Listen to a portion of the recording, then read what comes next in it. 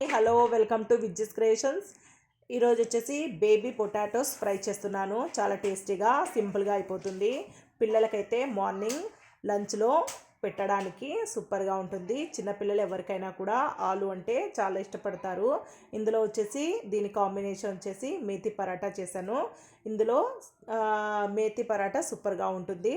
ఇలాగ వచ్చేసి మనం 3 విజిల్స్ పెట్టి మనం ఉడికించుకోవాలి. కుక్కర్లో ఇలాగ పీల్ తీసుకొని పెట్టుకోవాలి నీట్గా. తర్వాత బాండిలో ఆయిల్ వేసేసి ఆయిల్ వేడైన తర్వాత జీలకర్ర ఆవాలు వేసాను. కావాలంటే ఎక్స్ట్రాగా మీరు శనగపప్పు మినపప్పు కూడా వేసుకోవచ్చు.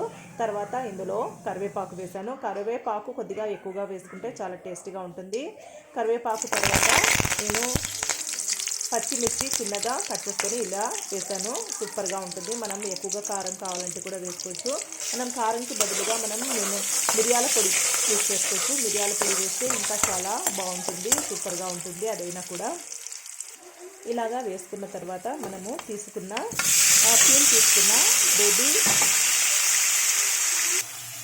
బేబీ పొటాటోస్ని వేస్తున్నాను. ఇలా వేసిన తర్వాత మనము కసూరి మేతి చాలా టేస్టీగా ఉంటుంది. అలాగే సాల్ట్ వేస్తున్నాను.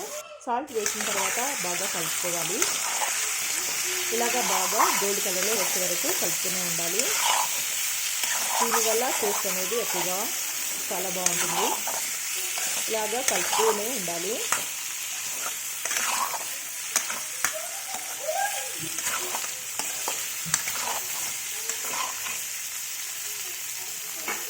మనం ఇందులోనే డైరెక్ట్గా మిరియాల పౌడర్ వేసుకోవచ్చు, లేదా కారం కూడా వేసుకోవచ్చు. తర్వాత ఎల్లిపాయలు కొన్ని దంచి ఇలాగా వేసుకోవాలి. వేసుకొని ఆ స్మెల్ అనేది పోయే వరకు ఫ్రై చేస్తూనే ఉండాలి. తర్వాత కారం వేసాను. దీనికి బదులుగా మనం మిరియాల పొడి వేసుకోవచ్చు. చాలా టేస్టీగా చాలా బాగుంటుంది. బేబీ పొటాటోస్ సూపర్గా ఉంటుంది. లంచ్కి అయితే ఇంకా బాగుంటుంది, ఈజీగా తింటారు. ప్లీజ్ సబ్స్క్రైబ్ చేయండి, కమెంట్స్ పెట్టండి, షేర్ చేయండి. ఈ విధంగా మనము కలుపుతూనే ఉండాలి. కసూరి మేతి వేసాం కదా, దీనివల్ల మనకి ఎక్కువ టేస్ట్ అనేది ఎక్కువ అవుతుంది. అలాగే మిరియాల పౌడర్ వేస్తే సూపర్గా ఉంటుంది. ఇలాగా కొద్దిసేపు ఇలాగే ఫ్రై చేస్తూ ఉండాలి. మీకు ఈ రెసిపీ నచ్చిందని అనుకుంటున్నాను. చాలా బాగుంటుంది, ఈజీ ప్రాసెస్. దీనికి పైన గార్నిష్ చేయడానికి మనము కొత్తిమీర అయినా వేసుకోవచ్చు, స్ప్రింగ్ ఆనియన్స్ అయినా వేసుకోవచ్చు అనమాట. చాలా టేస్టీగా ఉంటుంది.